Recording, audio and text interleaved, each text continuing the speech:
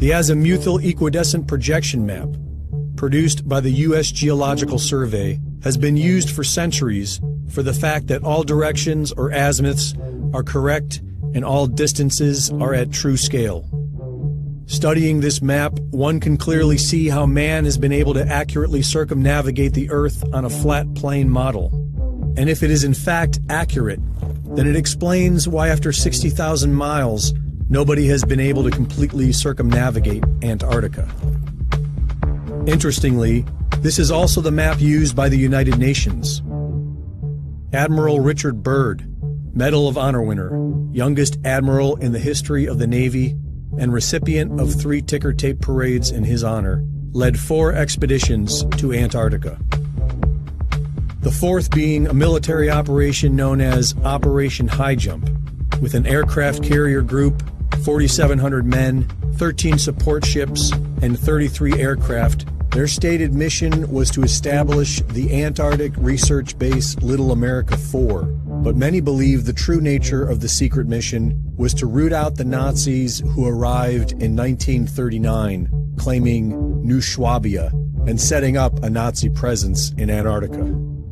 In 1954, Admiral Richard Byrd spoke on TV of an area bigger than the United States with valuable resources and announced a future of international exploration. Our very distinguished guest for this evening is Admiral Richard E. Byrd. Strangely enough, there's left in the world today an area as big as the United States that's never been seen by a human being. And that's beyond the pole on the other side of the South Pole from Middle America. We've found enough coal within 180 miles of the South Pole in a great ridge of mountains. It's not covered with snow, enough to supply the whole world for quite a while. And I think it's quite astonishing that there should be an area as big as that unexplored. That's a tremendous So challenge. there's a lot of adventure left down at the bottom of the world. Admiral, do you hope to see that? I do. So I'm willing to say to you that there will be a number of expeditions that will follow, I think, year after year, at the bottom of the world, because the government has really become interested. But this never happened. In 1957, Admiral Byrd died in his sleep of a heart ailment at the age of 68. And on December 1st, 1959, all 12 countries active in Antarctica signed a United Nations treaty that outlawed all public travel south of the 60th southern parallel. This was the same time that NASA was formed. The world's attention was pulled away from exploring Antarctica and directed firmly on the moon.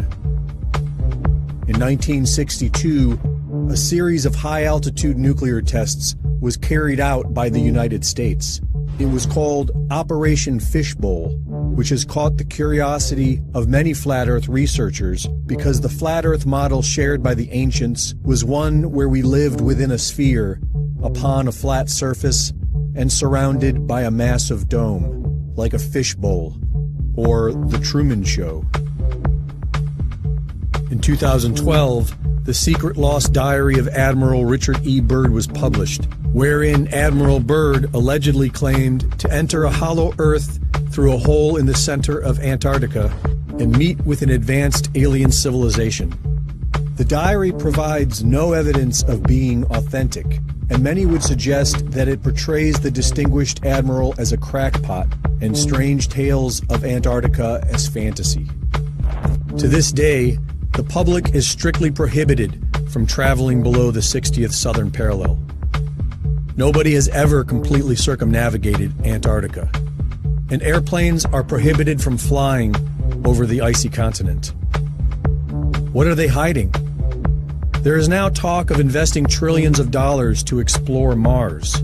Why not Antarctica?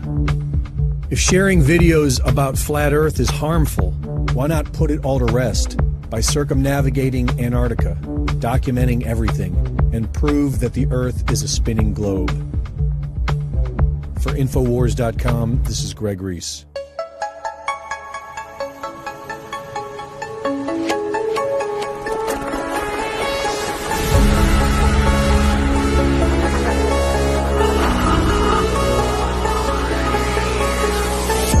InfoWars. Tomorrow's news today.